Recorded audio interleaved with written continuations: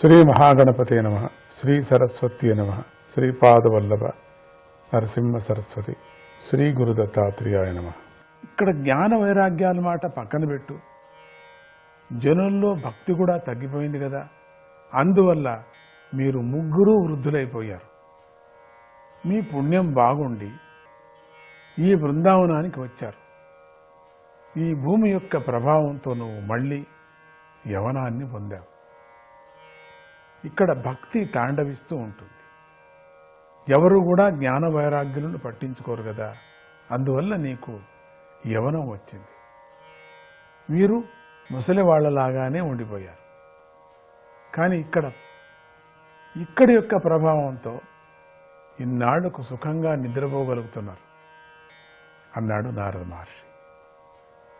అప్పుడు భక్తి యువతి ఇలా అడిగింది, మహర్షి, రాజైన పరీక్షిత్తు అశుచి అయిన కలిని ఎలా ప్రార్థించాడు?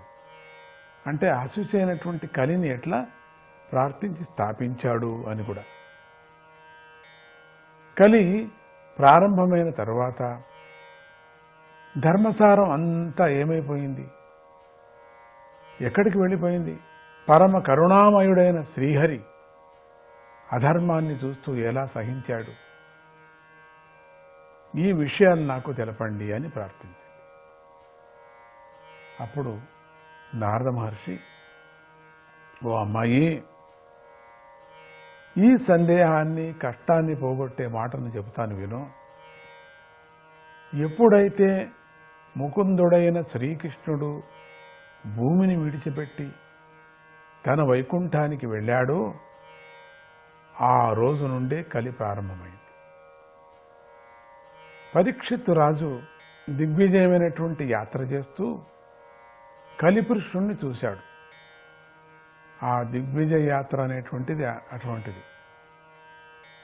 దాని గురించి దిగ్విజయ యాత్ర అంటే ఏమిటి ఇంకోపారి చెప్పుకుందాం.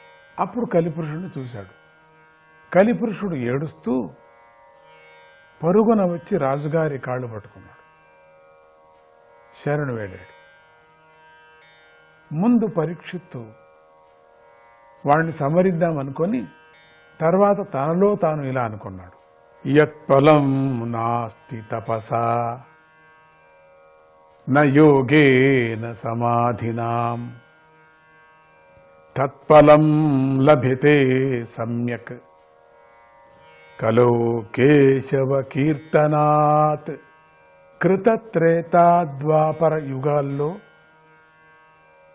తపస్సుకు, యోగానికి, సమాధికి దక్కని ఫలం కలియుగంలో ఒక్క హరినామ స్మరణకు దక్కుతుంది అని ఒకే ఆకారంలో ఒకే చోట ఉన్న కలిపురుషుణ్ణి విభాగం చేస్తే గాని భూమి బాగుపడదని పరీక్షిత్తు తలిచాడు.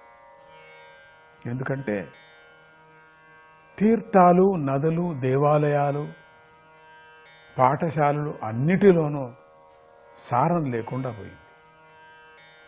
కలిపురుషుడు ఏకరూపంతో ఉండటంతోనే ఇలా జరిగింది.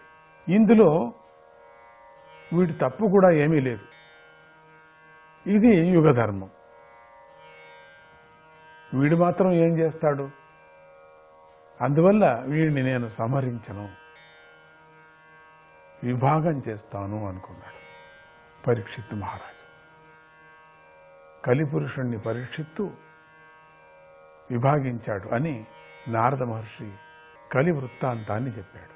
అప్పుడు భక్తి నారదుడిని స్తుతించింది. అప్పుడు నారదుడు, వృథా ఖేదయసే బాలే అహో చింతాతురా కథం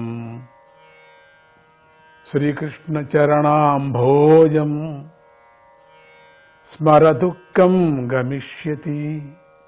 ఓ భక్తిబాల, అనవసరంగా ఏడుస్తావెందుకు?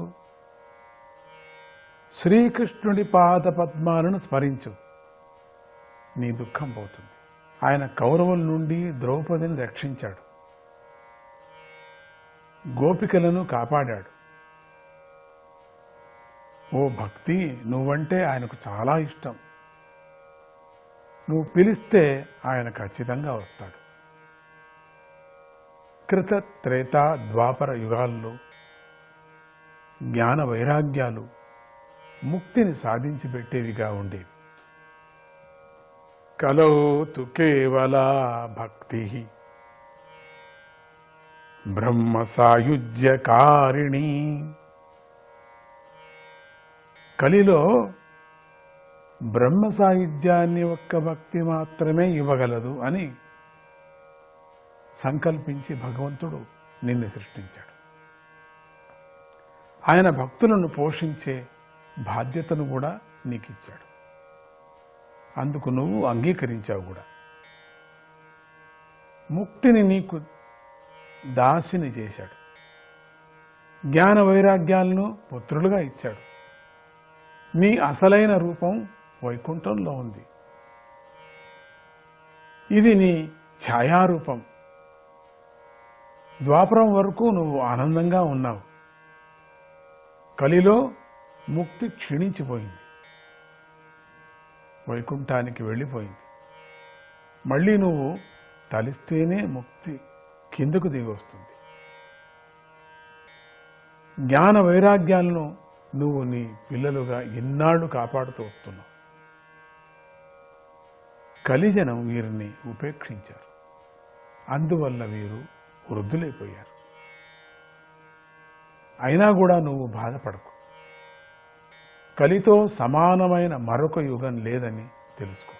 నిన్ను నేను ఈ కలియుగంలో ఇంటింట స్థాపిస్తాను. ఈనాటి నుండి ఇదే నా సంకల్పం.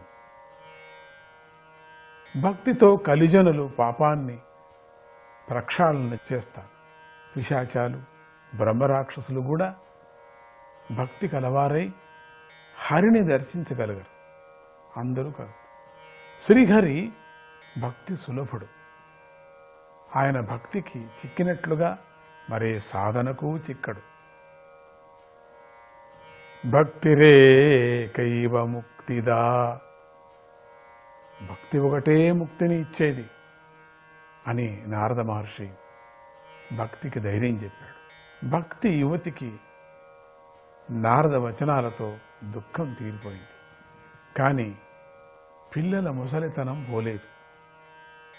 ఆ బాధను కూడా పోగొట్టమని ప్రార్థించగా నారద మహర్షి ఆ ఇద్దరి చెవులను పట్టుకొని ఉపదేశించాడు. వారు మెల్లగా లేచి కూర్చున్నారు. మెల్లగా కళ్ళు తెరిచి నీరసంగా నారదుని చూసి మళ్ళీ నిద్రలోకి జారుకున్నారు. ఈసారి నారద మహర్షి ఎంతగా ఉపదేశించినా వారు కదలలేదు, మెదలలేదు. నారదుడికి చింతపట్టు. ఈలోగా ఆకాశవాణి ఇలా వినిపించింది. ఓ మహర్షి, దుఃఖించకు. నీ ప్రయత్నం సఫలమవుతుంది. భక్తిని లోకంలో ప్రసరింపజేయి. నీ పని నువ్వు చెయ్యి. దానితో భక్తికి సంతోషం కలగటమే కాక జ్ఞాన వైరాగ్యాలు ముసలితనం పోయి వారికి పుష్టి కలుగుతుంది. ఆ అశరీర వారిని విని నారద మహర్షి ఇలా అనుకున్నాడు. నమో నారాయణ.